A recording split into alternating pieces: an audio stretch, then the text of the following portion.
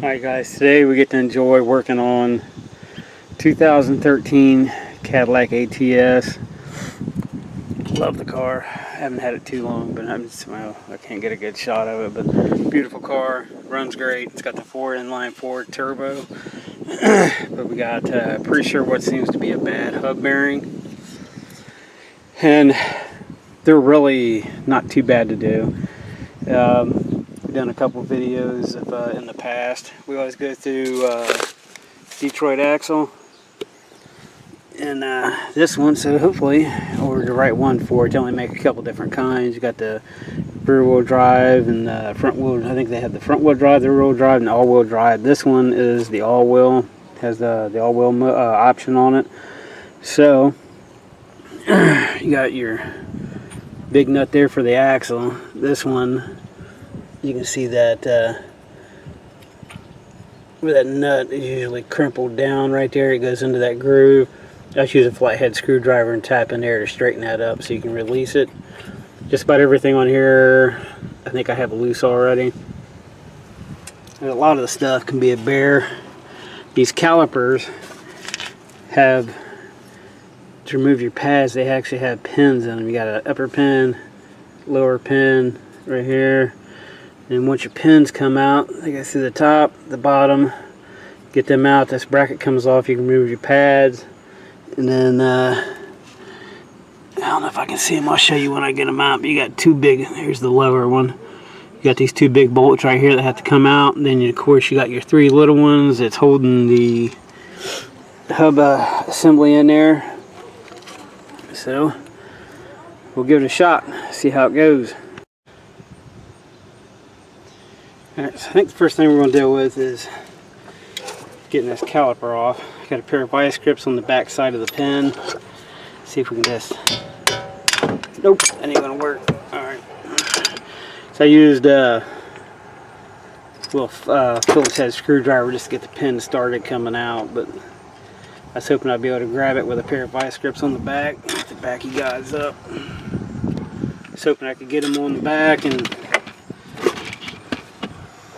just tap it, or just tap on the vice grips to get it out, but no such luck. She's being stubborn. There it goes. There goes the top. Bottom one's starting to go. And I'll show you a little something on these once I get it off to make sure you don't make the mistake of messing with. Here we go. See if we can get them to slide out now. Should come on out, I hope.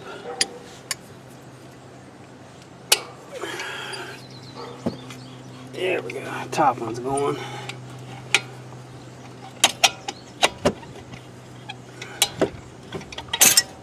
Alright, here's our top pin. Make sure we don't lose them. Just a little tight out here being on the like right on the side of the road doing this. So. And there's our bottom pin. There's your plate. Now, the two bolts on the back are 15 millimeter. And, or no, they're not 15. The hub bearing assembly is a 15. This one is, what was it? I think it was a 21 millimeter.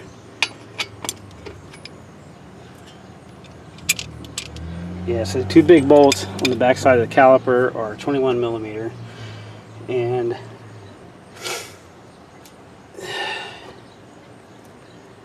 just trying to think the best way to collapse this caliper, but we'll deal with that when we get it off. So let's get these out of the way real quick, and then I'll show you.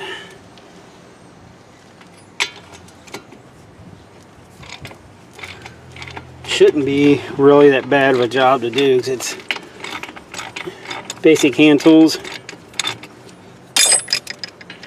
About the only thing that's really, there's one bolt, is your axle nut there. That is 30 what, 30 You can buy them in a kit, but it's like a 32, 36 millimeter or something like that. Mine, I lent out my metric set, so I had to use a standard set on it, and I used an 1 inch and 7/16. Worked perfect. But as far as torquing it back down, I'll definitely get the socket that it requires. I don't want to take a chance at rounding that nut off. But if you get an impact in here, man, that'd be awesome. Make it a lot easier. Come on. Okay. There's one pad. 2 pads. It's perfect time to change them if you need to. Now, you'll see. I wish I had something to hang it with. Oh, on these calipers, there's some bolts on here you do not want to mess with. Oh, if I can get it out here, you can see it. These ones that are star shaped right here, do not take them out. These calipers, which I'll show you here, let me get it back up here. You see the seam right there. You take those star bolts out and it's going to split that caliper in half. There's a seal in there, and it's a good way to get that seal to start leaking. And then you're putting a whole brand new caliper on it. And trust me, for these Cadillacs, calipers are not cheap. Oh, come on, get off there. Alright, takes care of a rotor. This one, it had a brake job done on it before I purchased it. You can see here, there's supposed to be a bolt. I think I can't remember what size they are, but they're like a star bit. And they go through, they fit right here on your rotor. They go through and they go in there, and it keeps your rotor tight. So when you're working on it, it keeps your rotor, it just keeps everything up against it, and all that hoopla. Keep it nice and tight for while you're working on it. But someone done a brake job on this car all the way around it before I got it. This is the first tire I've had off of it since we've had it, but that one's definitely gone. And when you buy the hub bearings new, it doesn't come with a new one. I wish it did, but it doesn't. Alright. See if I can get these 3 bolts out. Alright, it's off. Had to use a influence it a little bit to come off. Ball peen hammer, tapping it from the inside out. This side you gotta be careful. I nicked my back plate a little bit, but takes a few love taps, but it'll come out. You gotta be careful because right here on these, instead of having like a lot of them, how it has the wire that comes out for your ABS and all that, and this one is actually built in. If you can see this, pops through and it comes right here. I think it's a 10 millimeter bolt, 10 or an 8, and you can take it off if you wanted to, but there's a good chance it'll, good chance of breaking it, getting it out, and be a little extra expense. It's probably a good thing we are changing it. You can see the wheel studs, how they're all rusty. Every one of them on here is like this. All 5 studs are, you can see it very good, but it should be like the new one here. You can see how the threads go all the way down. I'm sure you guys know what a wheel stud looks like, but alright, we'll get this new one on. So it's just reversing the process. So make sure you got your holes lined up.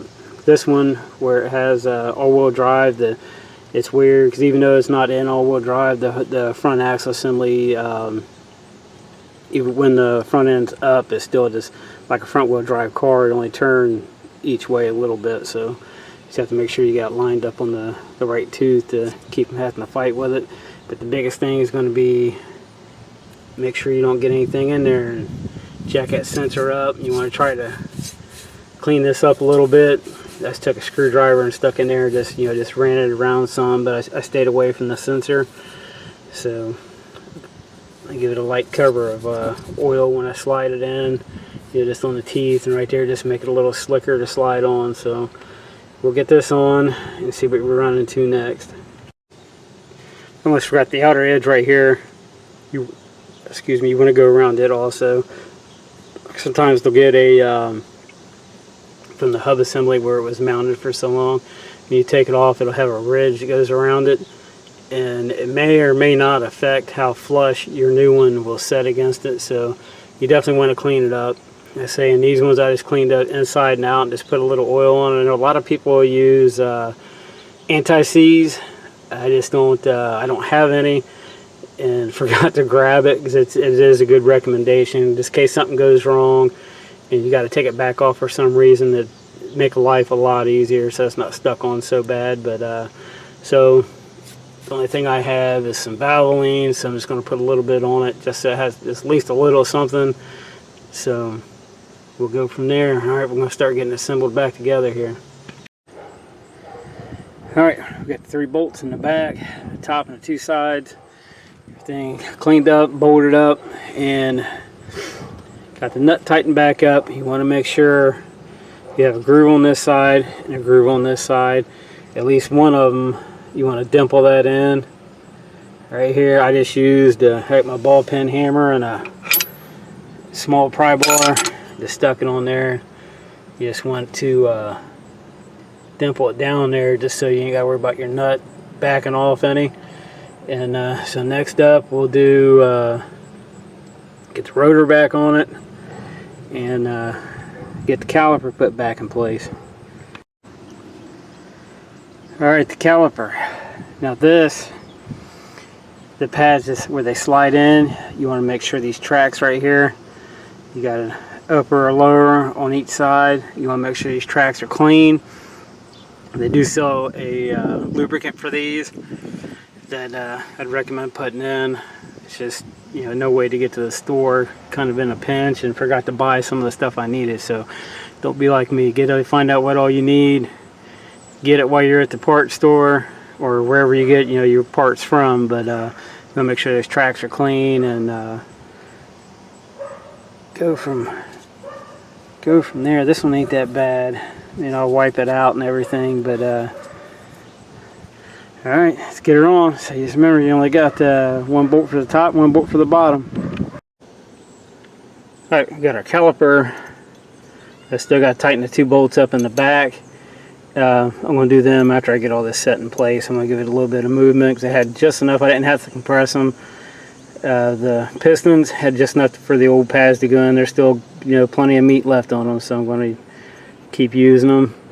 Now your bracket, this bracket only goes on one way. You put it on upside down, you'll be rubbing on the, see this side's upside down, it'll be rubbing on that rotor if you put it on like that. So you got these tabs, you want to make sure that where it humps out like that, that goes up in here on your pads. So you want to make sure that you got it on the right way, or you'd be taking the wheel and everything back off. So it just sets on like this. You get 1 pin started and then you go to the other pin, which I'll probably do the top first, so it's just dangling down, get a little more leverage trying to push down, because these are, when you push down, these pieces will collapse.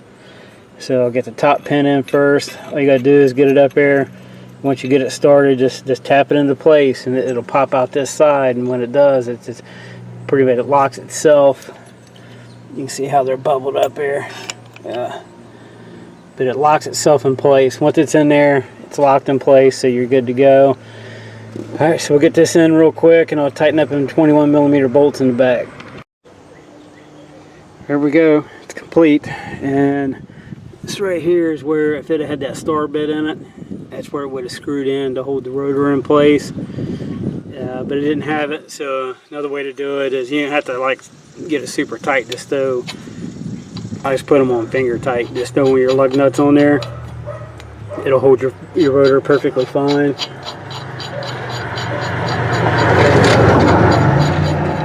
That's pretty much it, man. You want to check torque specs for your specific application. I know, because a lot of them are different, and So I definitely highly suggest that, so you get everything torqued right. But it took, let me see, time is at 10:58. I got out here and started on it. It was 9, just going on 9:50. So you know, it only took roughly an hour to do this side.